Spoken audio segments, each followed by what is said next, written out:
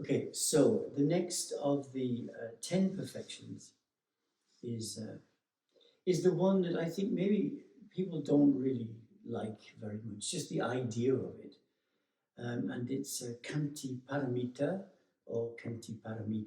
Paramita is Sanskrit, so it comes from the Mahayana tradition, and Parami is from Pali, which is the Theravada tradition, but they mean exactly the same thing.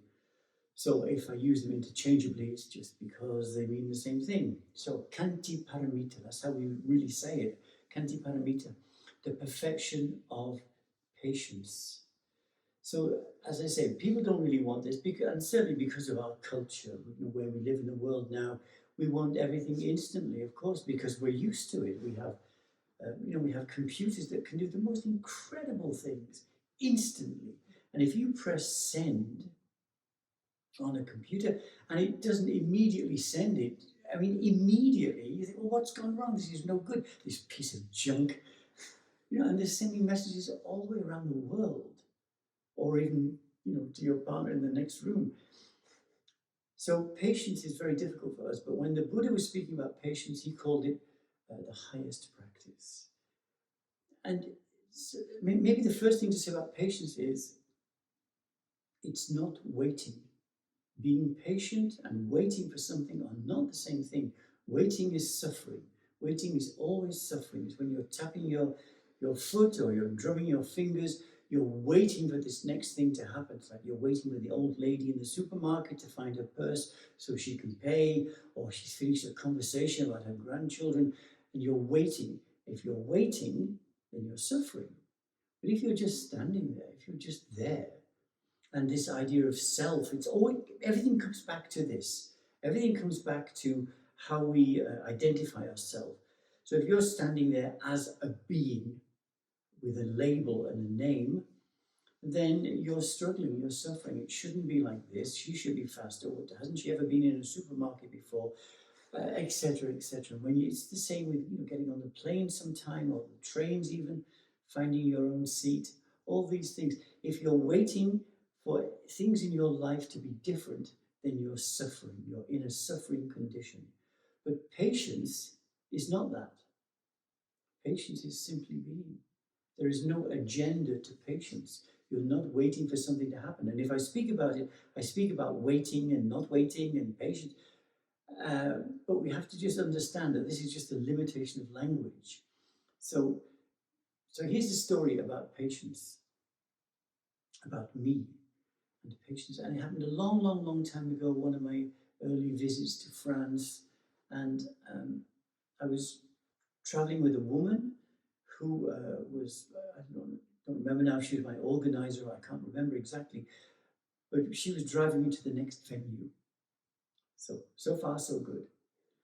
And as we were driving along, going through this town, she asked me, would I mind if we stopped? Because she'd like to visit someone who had been in a road accident, somebody who was on a motorbike and he injured his leg, and she'd like to, as we're going right past the house, could she call in? And I said, yes, of course, that's fine, because we were not in a hurry, but yes, that's fine. Of course, I'm not going to go in with you, but there's a bar across the road, so I'll go there and I'll have coffee. So I went to the bar, this lady went into the house, I went to the bar, and I ordered coffee, and that arrived, and that was fine. And I looked out through the window, and this woman still had not appeared. So I thought, well, I'll have another coffee, which I did. I had another coffee, and I drank that. So looked out the window again, and still no sign of this woman. Well, 2 coffees and sitting in the bar, that was really enough for me. And it was a lovely spring or autumn evening. I don't remember which exactly, but it was quite nice. And so I went out, and there was this in my memory now, there's like this monument in, I suppose it was like the town square. So I went and I just sat on that, on these like steps that go up. I sat there and I just watched the people in this evening sun, and the people going away from their work and were just going about their business, really. And eventually this woman arrived, and she said, oh, I'm so sorry to keep you waiting. And I said, this sounds quite grand now, but it's the truth. I said, but I'm not waiting. I'm not waiting. I'm just here. Waiting is suffering. If I am waiting for her, then I am, tapping my foot and wondering where she is and how could she leave me like this. I don't speak French and I'm in this middle of this town and blah blah blah blah. And all this suffering comes forward. But if I'm just simply there, in this time, in this place, then there's no suffering. So patience is something to really, really, really cultivate, even though it's almost like an antithesis of modern daily life, that we cultivate a patient attitude towards everything. We cultivate a patient attitude like if we work in the garden, growing flowers or vegetables. We don't force them. Now everything seems to be forced and rushed, but actually if we're patient, we allow nature to take its course. It's the same with our relationships. You think, well, I want perfect happiness immediately and I want my partner to be perfect and suit me all the time. But actually, if we let all that fall away and we just cultivate patience, then we see the development of our partner. We see how they are moving through their life and changing, and some things we like, of course, some things we don't like so much, I suppose. But it's this patient attitude of not waiting for something, waiting for the next thing. So the Buddha, the expression is really patient endurance is the highest practice. So endurance, when things get difficult for us, to be patient with those things.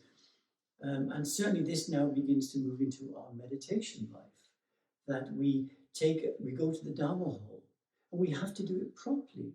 We have to let go of all that impatience of trying to get something very quickly, or, one of the simple instructions is on our retreats is move as slowly and as elegantly and as mindfully as you can. That's not easy, is it? Because we're used to moving so quickly. We don't want to wait until we get to the Dharma hall and then get our seat. We want to be there first or quickly. But in our practice, we have to let those energies kind of fall silent and to move gently, elegantly, and patiently, lifting off one foot, moving, placing, lifting, moving, placing, lifting, moving, placing. This is our practice. We're not waiting for something. We're not waiting when we come to the meditation. We're not waiting for some magical sign, for bells to ring and to see visions. And I know people like this idea, but that's not our practice. Our practice is to sit with what is without waiting for something. And people come to me often and they say, well, can I ask you a question? Yes, of course. But it's the same question I've been asking you now for 5 years or whatever else. And I say, but it's okay, because I'm not waiting for you to be different. I have no expectation of you, so you don't disappoint me. And if you're asking the same question over and over, it's because you haven't yet come to an understanding of it. That's all. So you don't take my time because I'm not waiting for you to be different and to come and say, I understand everything. That would be frightening for me. And that did happen once. A long, long time ago, I had this student came to train with me. I said, you know how I do this. I really take a lot of care. And I hopefully extend a lot of love to you because that's my feeling for you. So I'm not impatient with your progress. I have no idea where you should be in your practice. You know this for yourself. You know where you are. You know how well you deal with things. You know how often you are impatient. You know how often you are waiting for something. So you know these things.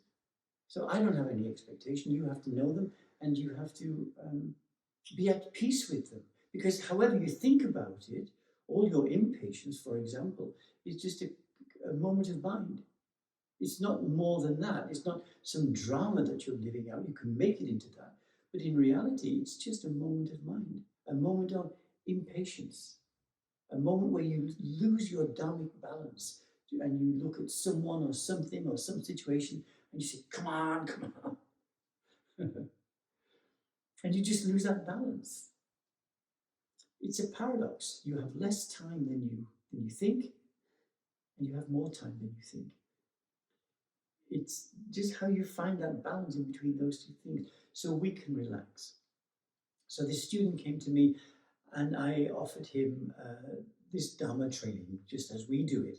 So he came week after week after week after week, and all the time wanting to understand Vipassana Bhavanana.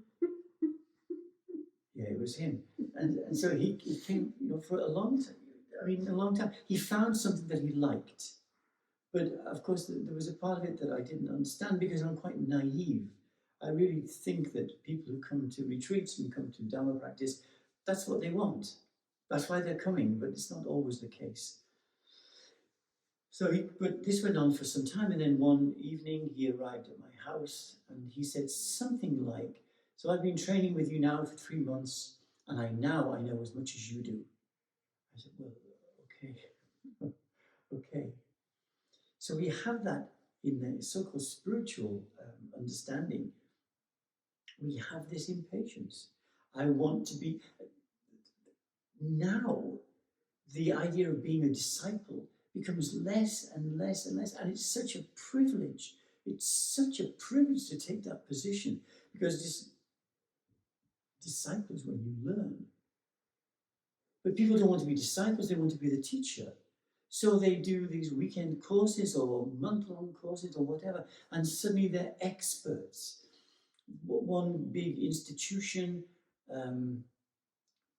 quite well known in England, made this broadcast, "We are training our own teachers." What does that mean? When we come to Dharma, we have to understand Dharma, not how to speak about it, not how to share it, but we have to understand for ourselves. Only when we understand for ourselves can we share it with other beings. That's the nature of loving kindness, and it's the nature of our Dharma practice. And for that, we have to be patient because each one of us is working with our own karma. We don't know the life and the turbulence in the mind or the difficulties or the obstructions or the obstacles that exist within someone else. The idea of comparing yourself to anyone you know in your Dharma practice is nonsense. Don't do it because it doesn't make any sense. So people very often don't want to be disciples now. What they want is to be the teacher. And this, becomes a very dangerous area because this same man, we were on retreat together with my teacher, and at some part in the retreat, my teacher gave a talk, and then he said, "So are there any questions?" Which is, it's a little bit unusual on retreat that people are allowed to ask questions, but anyway, that's what happened. So I'm sitting in the Dharma hall, and next to me is this man, and he asked the question about himself and about him being a Dharma teacher. And my teacher answered in a gentle but really direct honesty. And he said, I won't use this man's name, but he said, before you can teach Dharma, you must know Dharma. And that's what takes the time to know. And that, I talk about love with a capital L, but this is knowing with a capital K. That we submit to the training and then let go of any expectation. So we're not waiting for something to happen. We just say, what's next? Master, what's next? Nothing next. This is it. That's a little story that I think. Disciple sitting with the master and the disciple showing his impatience. He's waiting for something. He's waiting for some knowledge to arise or some understanding or some insight or enlightenment itself. And so he asked the teacher, what's next? I've done all this now. What's the next thing? I'm waiting for the next thing, the next step, the next stage. What's the next thing? And the master said, nothing next. This is it. The beauty in that is phenomenal. This is it. What? Sitting quietly, doing nothing. Spring comes and the grass grows by itself. Sitting quietly, doing nothing. Being with the breath, being with the mind as it moves, being with the gross sensations in the body, and then as the awareness becomes more and more refined, being with the subtle sensations. And then eventually, all of that falling away until we come to the non-dualistic aspect of Vipassana. So for all of that, you have to be patient. If you're in the garden, you can't reach into the soil and pull out a flower. And it's the same with understanding. We surrender and we allow the understanding that we carry. You know, you're all sort of enlightened beings. It's all here. It's just covered. And it's covered with all your self-identity, your moments of self-identity. And it's just covered with that. So what we have to do is not reach in and try and pull out some wise understanding of something, but let go of the obstacle to that wisdom, and that takes time. And if you're waiting for that, then you're suffering. But if you are just in this situation of being with the practice, then Khanti paramita is what you're bringing into your life, the perfection of not waiting for something, but simply being. The breath comes in, the breath goes out. The breath goes in, the breath goes. There isn't any more. That's the whole of your life is based around that simple function. The breath comes in, the breath goes out. But then what? Well, nothing. The breath comes in, the breath goes out. Yeah, but after that, no, the breath comes in, the breath goes out. I know this sounds foolish and empty and silly perhaps, but it's the way of training, that we're not cultivating this idea that there are steps to take, that there is a ladder to climb. So you're waiting for the next thing. You're waiting for the signal from the teacher, do the next one. Okay, do the next step now. That's not how it works. I don't remember my teacher ever really saying anything to me in the sense of, okay, so now you've understood that, let's go on to the next phase. He never spoke like that to me or to anyone else, because it doesn't work like that. We have this great gift of Dharma. We have the Buddha, and we have, the idea of how he taught. But the teaching was not to get something. And I think that's where we confuse it until we have good understanding. The teaching is not to get something, it's to understand something. And you can't understand what you don't understand. You can only be with things as they are until understanding arises. And I've said it before, but I think it seems to me that anyone could go to a football match and without knowing anything about football, observe it, watch it, and then go again and again and again until at some point you would understand how a game of football is played and who the different players are, and the goalkeepers and the linesmen and the referee, without anyone explaining it to you. And our Dharma practice is a bit like that. We have the Dharma talks, yeah, that's true, but what you're hearing is a superficial thing. It's not intellectual, but it belongs to the intelligence part of our being. We hear something, and maybe it resonates in our heart, and we think, yes, now, how do I do that in my life? How do I bring that into my life? And a big part of it is, well, first of all, I have to be patient and allow it to come to me. So Khanti paramita, the perfection of patience, which it means to let go and let go and let go. And so much of our practice is really just that. Let go, let go, let go, let go, let go. Of what? Of our impatience, of this desire mind who wants the next thing. I want to be enlightened. What do you think enlightenment is? I have no idea, but I know it must be better than what I have now. Well, I suppose at that level, yes, that's true. But how can you work towards something if you don't know what it is? So in our tradition, we don't speak about an awakening. I mean, I do speak about it, but it's not a goal of our practice, awakening or enlightenment. Our practice is called the Visuddhimagga. The Visuddhimagga, the path of purification. That we let go patiently and lovingly and kindly. We take this being that we call self and we make it the object of our investigation. We look at the mind. We look at the nature of the mind. We don't try and do something with it. We just observe it, but by observing it, we come to know it. By coming to know it, we intuitively see what is important to empower and what is important to let go of. And so we're in this relationship with the mind, then we're in this relationship with the body, the physicality of the body as it passes through life, old age, sickness, and then finally death. And it's all right. We only have to be patient with it. We just have to have this loving relationship. You know, when we speak about love, that's what we are speaking about. Patience, a patient, loving relationship with the things that we don't control. And so we have this body, and then when we're sitting in meditation, we get pain. The understanding is, well, don't just fidget, don't just move immediately. Have a look at it first. Be patient with it. See if it can show you something. And then the practice moves by itself, and you're not trying to jump from this step to the next step to the next step, which is not how we understand it. So we have this path of the Visuddhimagga, the path of purification, that we just take, I use this word again, but we just take one step at a time when it's appropriate. We're not rushing through it. And so it's said like this. So, as I just said, that awakening or enlightenment are not really things that we should bring into the mind. We should just let them go and we just do what we're doing. When we're sitting in meditation, just be with the breath, be with the mind, be with the body, be with the sensations. Just that, without any goal, without any intention to get something. And if we train in this way, then we are beautifully and patiently and lovingly letting go of the conditions that keep us away from enlightenment. Basically, that's what we're doing. We're letting go, letting go, letting go.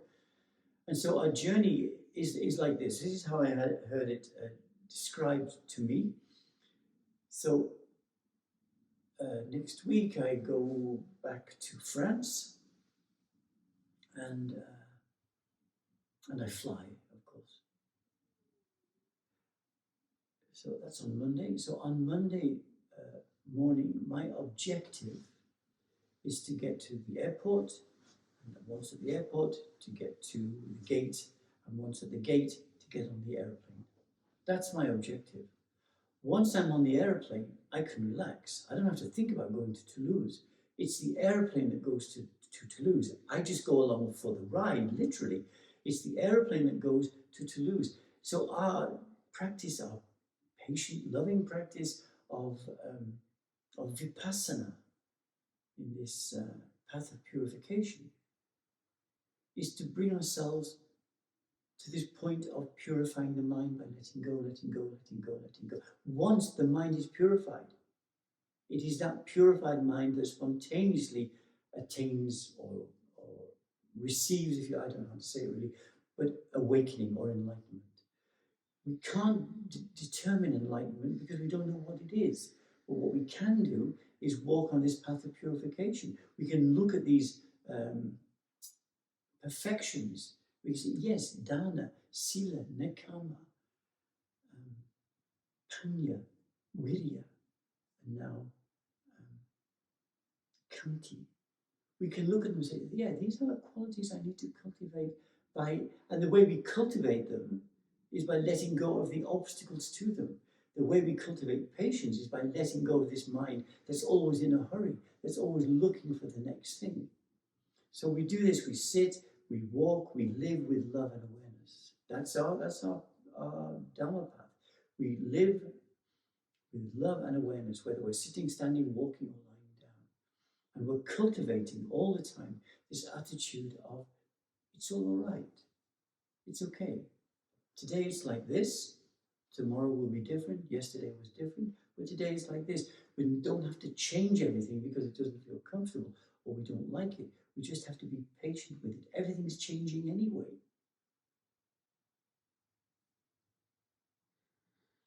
There was a master sitting on the banks of a river, and walking along on the other side is a disciple. The disciple calls out to the master, "Hey master, how do I get to the other side?" The master said, "But you're on the other side." we don't recognize where we are. We're fine. You don't need to be more than you are. You just need to, as much as you're able, in this gentle, loving, careful way, this patient way, is to recognize that, well, I'm on this Dharma path, and I just take one step at a time, just one. I'm not running, I'm not trying to get somewhere, and I'm not, and the other thing, which is really a dreadful thing to do, so please don't do it, is to compare yourself to others. Your Dharma journey is completely unique and personal to you. And whatever you're meeting, you say, well, I'm so impatient in life and that's really awful. No, it's part of your karma. So once you recognize that, then you can begin to take the power out of that by not acting on it all the time, by not creating a new vipaka. You can begin to let go of that. If you say, well, I'm this all the time, or I notice I have a tendency towards anger. Okay, the moment you notice that, then you've taken another step spontaneously on the Visuddhimagga. And so all you have to do is be aware of that. And the next time when anger arises, that you're not going to act on it, you're not going to repress it, but you're going to allow it to be there patiently and lovingly until it passes. This is the whole of our practice. I mean, if you look at the loving kindness practice, it's the same as that. May I be free from the things that bring pain into my life. Well, how can I be free from anger? Well, the first quality is Khanti paramita, to be patient with it, because it's an old habit, it's an old friend of yours. If it is anger, I'm just using that as an example. But it is an old friend of yours, and it comes up as it has been programmed in you by you. I always do this in this kind of situation. I always do this in this kind of situation. I always react like this. In this kind of situation, I'm always like this.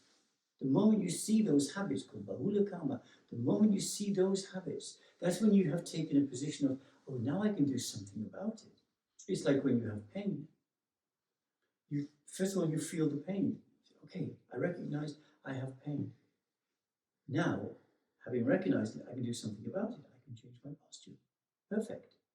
But not on the first impulse, but just after a moment or two when you've recognized it. Oh yeah, here is the pain. I feel it in my knees or in my back or my stomach, I suppose, I don't know where. That's when you can change. But the crucial thing is to cultivate patience in your life. Not just in your sitting practice or your walking or your retreat life, but in your life.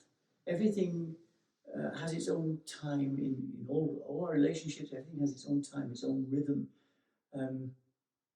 I spoke about my parents recently, and I think they were quite lovely certainly when I was young. My mother was also very nice, but they were different from each other. What my mother wanted for me was to have a good education, and it happened, believe it or not, but I had a good education. But what my father wanted for me was that I retain my childhood as long as possible, that I enjoy playing out with my friends and doing the things that little boys do, playing with sticks and mud and catching little fish. And I remember I wanted to join the Boy Scouts.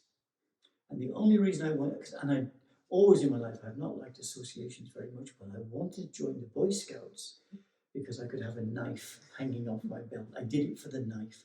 And once I got the knife, I lost interest in the Boy Scouts and nobody minded. My father did say, but we bought you this knife. And there was none of that. It was just, you're a child, you're a boy. Go and play football. Go and play, we used to play baseball or rounders. Go and enjoy your childish life until it's time to be, the next thing would then be a teenager. And then, of course, hormones are changing, so I'm not a child anymore. So he had this patience. And I think we don't always have that with our children. I was on the Isle of Man most of my stories were from a long time ago. As I told you, now I'm a recluse. I hardly meet anyone. But I was on the Isle of Man. I'd gone there to teach. And it was about 5 o'clock in the afternoon. And I was hungry. And I wanted to eat something. But no one was serving meals at 5 o'clock. Except this one place that I knew from when I was a lot younger. So I went there. And it's called Port Jack, which is the little area where it lives, or where this place is. It's probably still there. It was called Port Jack Chippy. So it was a fish and chip shop. And I thought, well, okay, that's all I can get. So I went there, and it was okay. I had some chips and some, vegetarian, obviously. fish. So I had that, and I was sitting, and it was empty. So I was sitting there eating this, and then this party load or a group of small children with their mothers all arrived for a birthday party. And what was interesting, the first thing I noticed was the little girls, it was a little girls' party, and the little girls, some of them were dressed identically to their mothers. They were wearing the same clothes. And anyway, they're all brought in, and they all had the pommes frites, the chips, and they're all sitting down. And of course, the children eventually become restless. And until eventually, I don't know what they were doing, maybe throwing food at each other. I don't know what they were doing, I couldn't see, but the noise was getting louder. And one of the mothers said to one of the little girls, let's say her name was Sarah, I have no idea what her name was. And so one of the mothers said loudly to one of the little girls, maybe the girl whose birthday it was, she said, "Sarah, act your age." I would have loved it if this little girl said, "I am acting my age, I'm 7. So we had this idea of, you should be grown up, but you're a child. This is what children do, they play. It's like having a puppy dog or a kitten and saying, be an adult cat or be an adult dog. They're discovering life. So we have to, for us to be in peace with this and the behavior of people, we live in a world where there are people who behave in ways that we don't appreciate, that we don't like, or we don't feel comfortable with.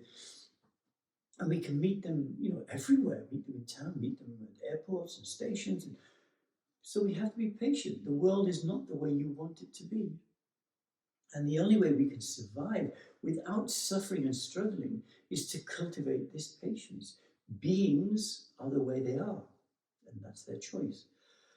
But you are the way you are, and that's your choice. So how do you choose to be? Well, you can choose to be the victim, and that's the one who's always making demands on the world and the universe to be a particular way.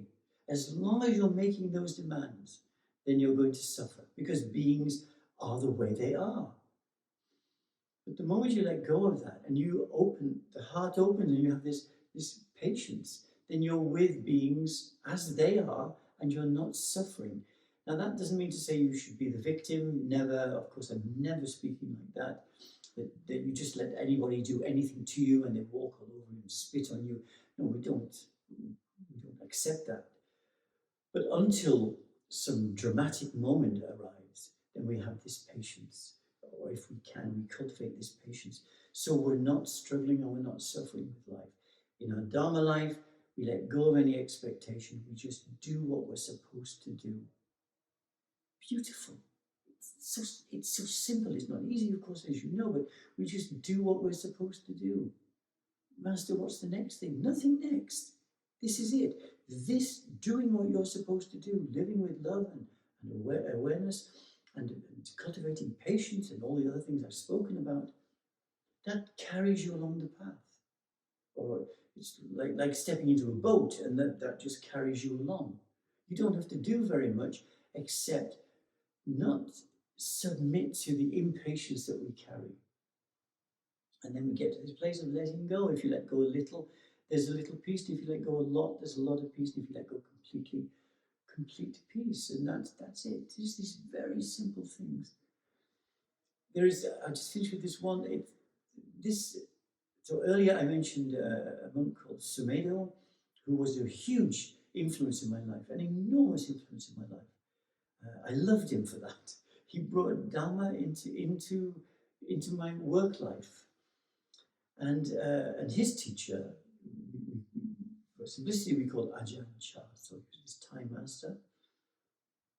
But he told a story of one time when a Western monk, he trained many Western monks, some of whom are very famous, but he was training in his monastery, and one of these Western monks went to him, and he said, Ajahn, I think I'm a Sotapanna. And Sotapanna is the first level of enlightenment according to Theravada tradition. The first level. And this young man, young monk, walked into this master's hut, his kuti, and said, "I think I'm a Sotapanna." And the response from the master was so perfect. He said, "You, a Sotapanna? How can that be? You're an idiot." And I think that's lovely, because once we're grasping at things, then we're going to always open the doors of our suffering. So we don't know how this young man felt when he was told, "You're an idiot." We don't. When my teacher said to my colleague, "Before you can teach Dharma, you must know Dharma," that's really cutting. What he's saying is, "But you don't know Dharma. How can you be a Dharma teacher? You don't know Dharma because you're not patient enough, because you haven't taken that position of the disciple." The disciple is the one who says to themselves, maybe even to the master, "I don't care how long it takes. I'm not in it to become the teacher." For me, I never had the idea to teach anything ever. Only when my teacher told me, and then I resisted. But I never had the idea. What I want to do is to make a career of being a Dharma teacher. I just wanted to be with my master. I just wanted to hang around with him, like Ananda hung around with the Buddha, and like the monk in the story of Mu, the koan about Mu, just wants to be with the teacher, wants to be with the master, because being with them is enough. But then, if you are training patiently and you have no expectation that you're somebody in some way different or special, then at some point, I think this is how it happened between my teacher and me, that at some point the teacher says, "Okay, now you have to share. Now you have to share what you have understood with others." And I said, "But I don't want to." He said, "But I don't ask you for you. I ask you for the people on your island so they too can receive Dharma." So that's how we have to understand this process of being the disciple, to let go of any expectation of being the teacher, but just to serve your teacher, to serve the Dharma with this attitude of patience.